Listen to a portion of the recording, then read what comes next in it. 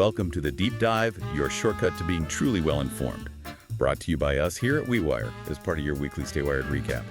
I'm John, staff at WeWire, ready to guide you through some really compelling material today. And I'm Wendy, also staff at WeWire, here to help unravel the connections, and we'll make sure you walk away with a clear understanding of what's truly significant. Yeah, while our full Stay Wired recap dives deep into market movers, FX trends, investment ideas, all that good stuff. Yeah. Today, we're zeroing in on one particularly compelling shift. Right, something that's really reshaping the global financial landscape. Absolutely. We're talking about a quiet but pretty profound transformation, especially visible within African economies. It's a critical piece of a much larger puzzle, really, the gradual erosion of dollar dominance. And the IMF notes a significant statistic here. Get this. The USD's share of global FX reserves has declined from, like 80% back in 2010? Yeah, it was really high. Down to just 57.7% in Q1 2025. That's quite a drop. It really is. It's not just a number. It reflects a genuine rebalancing happening. Exactly. And what we're seeing on the ground in Africa, this fascinating trend of importers increasingly turning to digital dollars, specifically stablecoins like USDD, instead of traditional US dollars. Well, that's right at the heart of the story. So our mission today, for you listening, is to help you truly grasp why this shift is happening. What are the primary drivers? And crucially, what does it mean? What are the implications? Right, for global trade, for finance, and especially for those dynamic African economies. We're going to give you a clear, engaging analysis, hopefully leave you feeling really informed about this transformative moment. Seeing it not just as a trend, maybe, but as a strategic response to global pressures. Exactly. Okay, let's unpack this then. Wendy, you mentioned if African importers are actually requesting payments in USDT. Now, for listeners who might be new to this, can you quickly explain what USDT is? And then more importantly, why? Why are these businesses making such a specific and frankly pretty unusual request? What problem are they trying to solve that traditional methods just aren't cutting? Good questions. So USDT is a stablecoin. Basically, that means it's a cryptocurrency designed to maintain a stable value. In this case, it's pegged 1-to-1 to the US dollar. Okay, so like a digital dollar. Pretty much. Think of it as a digital representation of the dollar, but one that lives on a blockchain network. Now, to your core question, why the demand? Yeah. Well, the primary reasons are really pragmatic. Businesses need faster, cheaper, and more resilient transaction methods. Simple as that, really. Faster, cheaper, more resilient. Okay. And traditional cross-border payments, especially when involving Africa, are often just bogged down by something called correspondent banking. Correspondent banking. Okay, I've heard the term, but can you elaborate on that? What makes it such a bottleneck? Well, imagine a long, kind of inefficient chain. Right. Let's say an importer in Ghana needs to pay a supplier in China in US dollars. Their local bank probably doesn't have a direct relationship with the Chinese bank. So the payment has to hop, from one intermediary bank to another, maybe through a big international bank in New York or London that acts as the correspondent. Okay. Multiple steps. Exactly. And each bank in that chain takes a cut, adding fees. Plus, there are extensive KYC, AML checks, know your customer, anti-money laundering at each step.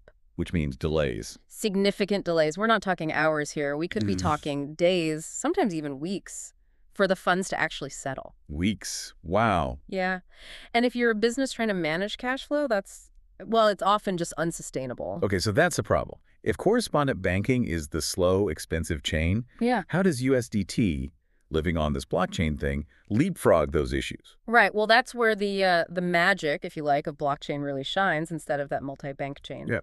Blockchain transactions are validated by a decentralized network of computers.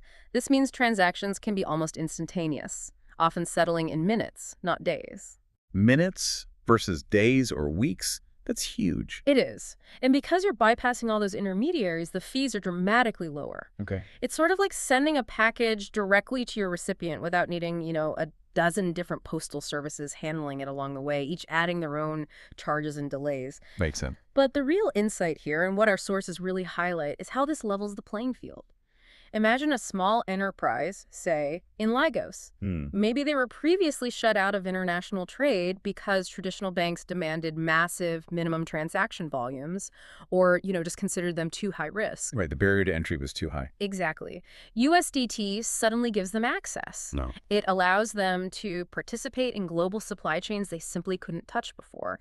And that's a game changer, way beyond just cost savings. That's a really powerful argument.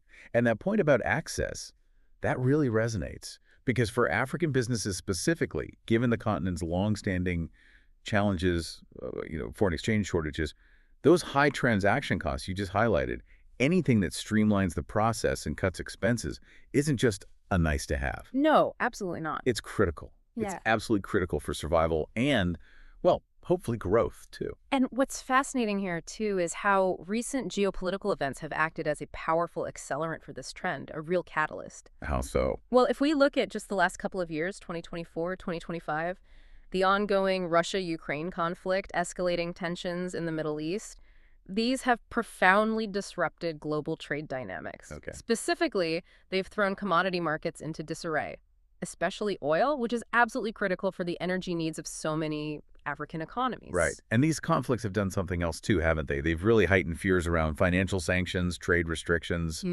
that kind of thing. Definitely. Businesses, especially emerging markets, are becoming increasingly cautious. You see them actively exploring non-USD payment options to try and avoid exposure to Western financial systems. Yeah, you can see the urgency when you look at comments from, say, former U.S. President Trump. His threats of like 100% tariffs on countries attempting to reduce dollar dependence. Yeah, that certainly got attention. That kind of rhetoric isn't just political posturing, right?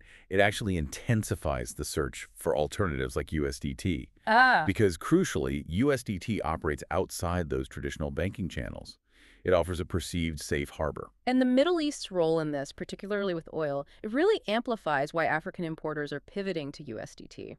The World Bank explicitly states that conflicts in the region could cause oil prices to surge. They saw that happen already, didn't they? They did. They cited a potential 6% increase back in 2023, just following regional escalations. Now, for African economies, many of which are heavily reliant on oil imports for everything, transport, electricity. Everything. A 6% increase in global oil prices can translate into massive import bills. It puts immense pressure on national budgets, on currency reserves. Because many African nations simply lack sufficient dollar reserves to comfortably import oil at those elevated prices. Exactly, without putting their economies under really severe strain. So it's not just the direct cost of the oil itself, but the wider economic ripple effect. That's the concern. Precisely. Higher oil import bills deplete those precious dollar reserves.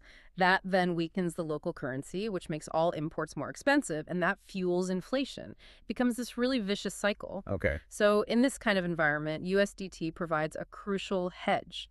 It allows importers to fix their dollar-pegged value digitally Easily, yeah. without having to depend on limited physical USD reserves or navigating those volatile local currency exchange rates. It's about securing some stability in a pretty unstable world. A layer of insulation from external shocks. You got it. Providing some insulation. That's a powerful explanation of the geopolitical drivers. Okay, so if global disruptions are pushing this shift, let's turn our attention maybe to the inherent economic realities, the stuff happening within African economies that make USDT not just an option, but maybe a compelling necessity. Right. I mean, many African nations struggle with persistent foreign exchange shortages, right? They're battling high inflation, contending with significant currency depreciation. Wendy, how do these internal economic pressures complicate USD-based trade and make something like USDT look so attractive? Oh, they complicate it immensely. When a country faces persistent FX shortages, businesses just struggle to get the US dollars they need to pay for imports. Simple as that. Right. This can lead to unofficial, often much more expensive parallel markets for foreign currency, or sometimes just an inability to source critical goods at all. Okay. Then you add high inflation eroding purchasing power and currency depreciation, meaning the cost of imported goods when you convert it back to local currency just skyrockets. So it makes USD trade incredibly unpredictable and expensive. Exactly. And the IMF's 2024 World Economic Outlook really highlights this. It shows downward growth revisions for emerging markets, including sub-Saharan Africa, precisely because of these commodity disruptions and those ongoing geopolitical tensions we just discussed. So the global and local pressures are intertwined. Completely. And this environment just makes stable, predictable transactions even more critical for businesses trying to operate. Okay, so here's where it gets really interesting for African businesses, right? Hmm. The stability of USDT. The fact it's pegged 1-to-1 to the US dollar. Yeah. That's a massive advantage. Huge. It allows importers to entirely avoid the extreme volatility of their local currencies, which, let's be honest, can fluctuate wildly day to day. Absolutely. And at the same time, it lets them sidestep the high costs and delays of USD conversion that come with using those traditional correspondent banks we talked about. Right. You're cutting out steps and uncertainty. Yeah. Imagine a textile importer in, I don't know, Ghana, needing to buy cotton from Egypt. Traditionally, they face unpredictable local currency swings against the dollar, high transfer fees, days of waiting. A lot of risk, a lot of waiting. With USDT, they can lock in their dollar cost almost instantly, bypass multiple banks, probably get their goods faster. It just streamlines their whole supply chain, improves cash flow. It's like having a direct, stable line to the dollar without all the intermediary hurdles and costs. Exactly. And what's also fascinating, John, is that JP Morgan has observed similar de-dollarization trends visible in commodity markets globally. It's not just Africa. Oh, interesting. Where else? Well, they mention countries like India, Bangladesh. They're Yeah. increasingly settling trade in non-USD currencies, and that includes using stablecoins. Okay, so Africa might be leading in some ways, but it's part of a bigger global pattern. Exactly. It's not an isolated phenomenon. But for African importers specifically, USDT directly reduces their reliance on that costly, slow banking infrastructure we keep coming back to. Yeah. And it also significantly mitigates risks from potential U.S. sanctions or tariffs. It provides a degree of autonomy. It's just a very pragmatic move, really, born out of necessity and a desire for efficiency. Pragmatic is a good word for it. And if we connect this to the bigger picture, the trend we're discussing today really brings us back to that overarching theme we started with. The erosion of dollar dominance. Right, that gradual erosion. Mhm. The IMF data we mentioned earlier is pretty stark, isn't it? The U.S. dollar share of global FX reserves falling from 80% in 2010 80%. down to 57.7% in Q1 2025.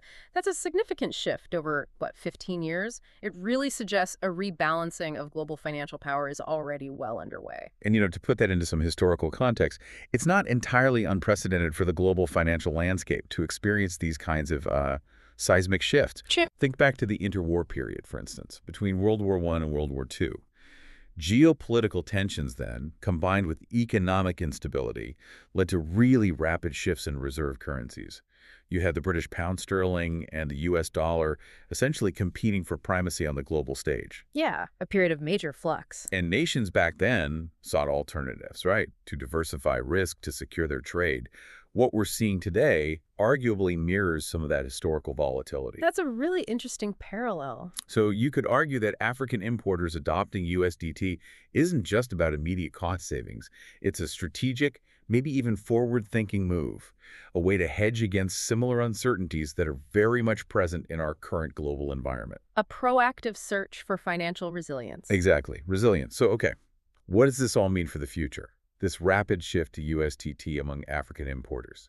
It feels like it signals a much broader transformation unfolding in global trade and finance. I think it does. For African businesses, the implications seem overwhelmingly positive, at least in the immediate term. We're talking significantly lower transaction costs, vastly improved trade efficiency, and a marked reduction in risks. Risks stemming from geopolitical disruptions or just the vulnerabilities of traditional banking. It's about empowering them, isn't it? Helping them operate more smoothly, more competitively on the world stage. Absolutely. But it's important to acknowledge that challenges still exist. They'll continue to evolve. There's the considerable hurdle of regulatory uncertainty around cryptocurrencies. Regulation. Always the big question mark. It varies so widely across different countries, different jurisdictions. It creates this complex patchwork for businesses trying to navigate it all. Yeah. And then, of course, there's the ongoing need for robust digital infrastructure across the continent to actually support this kind of adoption. Right. Things like reliable internet access, sufficient energy, digital literacy, the basics. Exactly. It's certainly not a silver bullet without its own set of complexities. Which does raise an important question. How will these digital currencies evolve in a potentially more regulated environment? Okay. I mean, the IMF, for example, is actively exploring something called central bank digital currencies, or CBDCs. CBDCs. Okay, can you break that down? How might they fit into this picture, especially compared to stablecoins like USDT? Sure. So CBDCs are basically digital currencies issued and backed directly by a country's central bank. Think of it as a digital form of a country's fiat money, like a digital dollar or a digital euro, issued by the Fed or the ECB. Okay, so government-backed digital cash.